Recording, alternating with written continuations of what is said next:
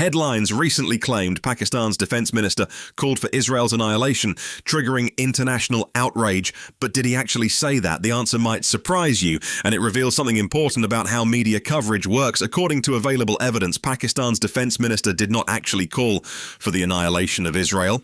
Yet the claim spread rapidly through global media channels, often without verification of what was actually said. This raises questions about how such stories gain traction before the facts are confirmed. Those familiar with the context suggest the defense minister was responding to Israel's military actions in Gaza, which critics describe as genocidal.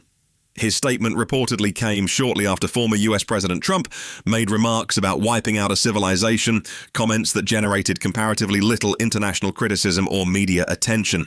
This isn't happening in isolation. The US president has called for the annihilation of Iran. Several members of the Israeli government and IDF officials have made statements calling for the annihilation of Palestinians, yet public and media responses to these statements have varied dramatically. Many observers point out a pattern in how such rhetoric is received. The scale of outrage appears proportional to the nationality and ethnicity of the person speaking.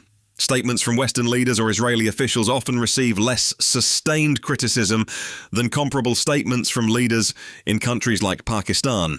This suggests differential treatment in both media coverage and public response based on who is making the statement, rather than what is being said. The core issue extends beyond any single statement. Media outlets propagated claims about a call for annihilation without first verifying whether such a call actually occurred. This pattern of amplification before verification has real consequences. It shapes international perception, influences diplomatic relations, and contributes to existing narratives about which nations and leaders are considered threatening.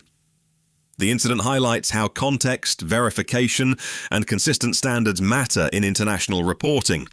When similar statements receive vastly different levels of scrutiny depending on their source, it raises legitimate questions about objectivity in global media coverage, whether intentional or not.